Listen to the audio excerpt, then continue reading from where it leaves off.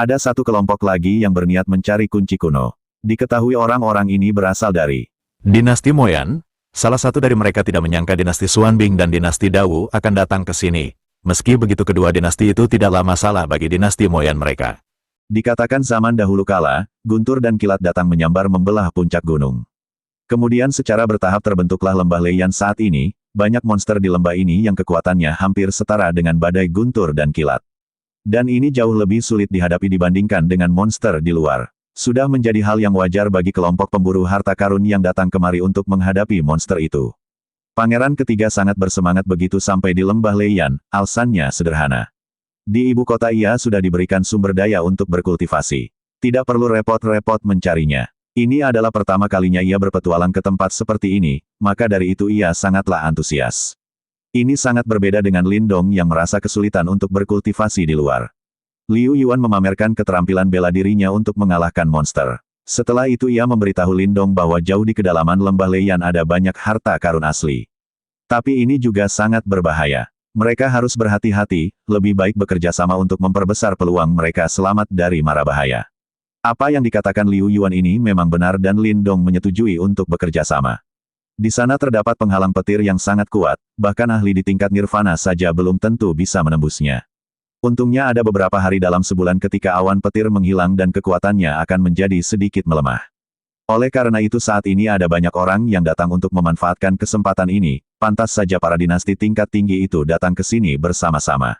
Rupanya mereka sudah memperkirakan siklus penghalang petir ini, dilihat dari kekuatan penghalang sepertinya hanya orang di tingkat setengah nirvana yang bisa masuk sedangkan tingkat di bawahnya harus tinggal di luar.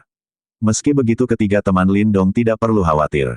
Lindong berniat membawa mereka, dan meminta mereka untuk mengikutinya. Lindong menggunakan penghalang energi melindungi tubuhnya dan juga teman-temannya agar bisa masuk tanpa luka.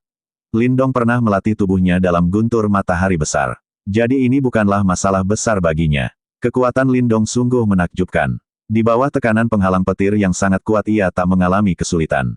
Padahal penghalang petir ini cukup untuk membuat orang setengah langkah nirvana menderita. Hal ini dibuktikan dengan keadaan Motai dan dua temannya yang terlihat berantakan. Sampailah mereka di kuil batu lembah Leiyan, selanjutnya akan bergantung kepada keberuntungan masing-masing. Saat kelompok Yang Cheng sampai, pintu kuil sudah terbuka yang menandakan sudah ada orang yang lebih dulu sampai daripada mereka. Kemungkinan adalah kelompok Hua Feng dan Wu Mo. Setelah memasuki kuil, ada banyak sekali pintu di sana. Di balik setiap pintu terdapat koridor panjang. Sampai di sini kemungkinan orang-orang akan pergi secara terpisah untuk mendapatkan keberuntungan mereka masing-masing. Lindong merasakan ada sedikit perbedaan fluktuasi dari arah yang ia tuju. Semakin dekat fluktuasi energi spiritual itu semakin jelas. Sesuatu yang ada di depan benar-benar mampu mengeluarkan energi spiritual yang luar biasa. Bahkan sesuatu tersebut mampu menarik kekuatan spiritual, aroma obat yang kaya terus menyebar. Ini adalah gudang tempat semua jenis eksilir disimpan. Lindong mengamati seluruh ruangan dan melihat adanya pohon roh. Tak disangka mereka menemukan pohon ini begitu mereka sampai. Sungguh keberuntungan yang bagus, Motai sepertinya tidak ingin merebut pohon tersebut dan berkata Lindong kau pantas mendapatkannya. Aku jamin tidak akan ada yang merampoknya. Dari kata-kata yang terlontar dari mulut Motai sepertinya ia tak berniat mengkhianati Lindong sama sekali. Lindong yang berada di depan pohon roh tersebut masih menatapnya. Dengan penuh keharuan, sementara teman-temannya yang lain mengambil sesuatu dari ruangan ini, Motai meminta Lindong cepat mengambilnya kalau tidak dirinya yang akan melakukannya. Sayangnya belum sempat mengambilnya ada seseorang yang datang. Orang ini meminta mereka untuk segera keluar, ia takkan membunuh kelompok Lindong karena sudah menunjukkan jalan yang benar. Orang ini berada di tingkat nirvana. Munculnya orang ini telah menunjukkan suatu kebenaran. Yang mana dinasti Xuanbing dan dinasti Dawu bukanlah satu-satunya yang datang ke lembah Leiyan, dan masih ada dinasti lain yang bersembunyi di kegelapan. Orang ini sekali lagi menegaskan bahwa hanya dirinya lah yang boleh mengambil pohon roh ini. Motai meraih tangan Lindong, ia meminta Lindong untuk melupakan pohon roh ini karena sudah pasti tidak akan bisa mengalahkannya. Namun Lindong sepertinya bersikeras untuk mendapatkan pohon roh ini dan meminta Motai untuk tidak perlu khawatir. Saat orang itu hendak mengambil pohon roh rupanya bisa menyerang orang yang mendekati pohon tersebut. Siapa sangka bahkan kekuatan pohon ini sangat kuat, orang itu terjerat oleh pohon roh, sepertinya pohon roh ini memiliki kecerdasan. Selain itu di cabang-cabang pohon terdapat racun yang mematikan. Bahkan orang kuat di tingkat nirvana jika terkena racun ini juga akan membahayakan keselamatannya. Terlihat orang yang terjebak ini sangat kesulitan untuk melepaskan diri. Lindong tak ingin pergi meninggalkan pohon roh meski ini sangat berbahaya. Ia pun melompat mendekati pohon roh. Mo Tai yang melihatnya kena mental. Ia tak menyangka keberanian Lindong begitu besar. Lindong meliuk-liuk menghindari cabang pohon tersebut.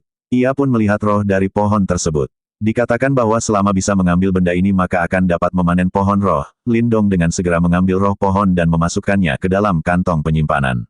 Di sisi lain pohon tersebut juga kehilangan kekuatan, alhasil orang yang terjebak tadi pun dengan mudah terbebas dari jeratan pohon roh. Orang ini mengeluarkan aura membunuh yang begitu kuat. Ia meminta Lindong untuk menyerahkan pohon roh tersebut kepadanya. Dengan begitu ia akan memberikan ampun. Teman-teman Lindong merasa ketakutan dengan ancaman ini, ditambah saat orang ini terjebak mereka mengejeknya. Berdasarkan analisa dari Mo Tai, orang ini pasti sangat marah. Dia pasti ingin membunuh mereka semua. Meskipun mereka semua menyatukan kekuatan takutnya tetap tidak bisa mengalahkannya. Mo Tai berpikir jika jalan satu-satunya adalah melarikan diri atau kabur. Namun kata-kata Lindong selanjutnya membuat semua orang merasa dingin seolah-olah mereka berada di gudang es. Lindong hanya mengucapkan dua kata sederhana. Tapi ucapannya itu membuat orang di tingkat nirvana ini tidak bisa menahan amarah. Mimpi saja, akibatnya adu tinju pun terjadi. Meski dengan tubuh emas nirvana Lindong terpental lumayan jauh bahkan membuat tembok ruangan menjadi hancur. Hal ini membuktikan kekuatan orang ini yang sangat kuat. Teman-temannya sangat mengkhawatirkan Lindong, namun Lindong masih santai dan sekali lagi meminta teman-temannya untuk tidak perlu khawatir karena ia baik-baik saja, yang mana hal ini membuat Mo Tai terkejut karena pukulan itu harusnya cukup untuk mengalahkan orang yang hampir mencapai tingkat nirvana. Tapi Lindong terlihat tidak terluka sama sekali. Meski begitu orang ini merasa Lindong terlalu naif akan bisa mengalahkannya dengan tubuh nirvana. Lantas ia juga menggunakan tubuh emas nirvana dan kembali mengajak Lindong adu tinju. Mengira jika Lindong akan kalah karena tak mampu menahan serangan tersebut. Tak diduga malah orang dinasti Moyanlah yang terpental menjauh. Terlihat Lindong mengeluarkan boneka roh darahnya. Dari sini Mo Tai tahu mengapa Lindong tidak takut kepada Lingzi dan Liu Yuan. Orang dinasti Moyan merasa jika situasinya kali ini sungguh di luar perkiraannya. Situasi semacam ini sepertinya tidak baik bagi dirinya jika terus tinggal. Ia mengingatkan Lindong agar tidak terlalu sombong. Hanya dengan boneka roh darah saja dapat dipastikan kau takkan lolos dari pertarungan mengerikan karena telah berani menyinggung dinasti Moyan. Dinasti Moyan tidak bisa dipandang sebelah mata. Mereka lebih kuat bahkan di antara dinasti tingkat tinggi. Dan mereka memiliki lebih dari satu anggota yang setingkat nirvana di dalamnya. Selain itu orang-orang ini akan langsung membalas dendam. Begitu ada orang yang menyinggung mereka. Tidak seorang pun yang berhasil selamat. Menurut kabar mereka bahkan pernah memusnahkan dinasti tingkat tinggi yang telah menyinggung mereka. Sekali lagi orang dinasti Moyan ini membujuk Lindong agar menyerahkan pohon roh tersebut dengan mengandalkan nama dinasti Moyan. Jika Lindong mau menyerahkannya ia takkan mempermasalahkan sikap Lindong barusan. Sayangnya Lindong tidak mempedulikannya. Dan ia tidak akan menyerahkan apapun yang sudah berada di tangannya. Orang ini pun pergi dengan rasa kesal. Mo Tai sedikit khawatir jika mereka menyinggung musuh seperti itu. Karena itu bisa saja menimbulkan masalah nantinya. Lindong tahu akan resiko tersebut namun ia meyakinkan Mo Tai untuk tidak perlu takut akan masalah yang belum terjadi. Di medan perang seperti ini jika kau takut akan masalah maka kau tidak akan pernah maju. Mendengarnya mereka pun mengkesampingkan masalah itu dan kembali memeriksa ruangan untuk mencari harta. Benar saja masih ada harta yang tersembunyi. Itu adalah pil nirvana. Jumlahnya sangat banyak. Hanya dalam waktu setengah jam mereka semua mendapatkan banyak harta. Dengan adanya Lindong yang melindungi mereka tidak takut lagi akan dirampok. Dalam perjalanan Lindong bertemu dengan kelompok lain. Mereka semua terlihat ketakutan dan ingin pergi dengan tergesa-gesa. Kemungkinan orang-orang ini telah bertemu orang kuat di depan. Di depan ada sebuah aula yang sangat besar. Ini adalah aula utama. Ada banyak orang yang sudah berada di tempat ini, termasuk diantaranya adalah dinasti Dayuan, dinasti Lingyun, dinasti Dawu, dinasti Xuanbing. Terlihat juga dinasti Moyan. Nampak juga cahaya yang berada di tengah-tengah aula. Itu adalah kunci harta kuno. Lindong dan Xiao Diao begitu senang saat melihatnya. Di sini orang dinasti Moyan yang berurusan dengan Lindong menunjukkan telunjuknya ke arah Lindong dan menceritakan apa yang terjadi. Ia juga menjelaskan bahwa bocah ini memiliki boneka roh darah yang membuatnya kewalahan melawannya. Tentu pernyataan ini membuat semua orang terkejut. Diketahui boneka roh darah yang terlemah saja memiliki kekuatan yang setara dengan ahli di tingkat nirvana. Salah seorang dinasti Moyan meminta teman-temannya untuk mengabaikan Lindong untuk saat ini karena tujuan utama mereka adalah untuk mendapatkan kunci kuno. Sebelum itu tidak perlu bertarung hanya untuk pohon roh, hal itu akan dibahas setelah mereka mendapatkan kunci kuno. Andaikan kejadian ini terjadi saat mereka tidak sedang mendapatkan kunci kuno. Meski Lindong memiliki boneka roh darah untuk melindungi diri. Di mata dinasti Moyan hanyalah orang lemah yang bisa dikalahkan dengan mudah. Tapi tidak pada saat ini, mereka tidak membawa banyak orang. Ada juga banyak orang di sekitar mereka yang mengawasi. Jadi harus menahan diri dan tidak boleh gegabah. Meskipun keberadaan boneka roh darah telah diketahui, Lindong merasa saat ini sudah tidak ada yang perlu ia takutkan lagi. Orang lembah Moyan bernama Chen Mu meminta Hua Feng dan Wu Mo untuk membiarkan lembah Moyan mendapatkan kunci kuno.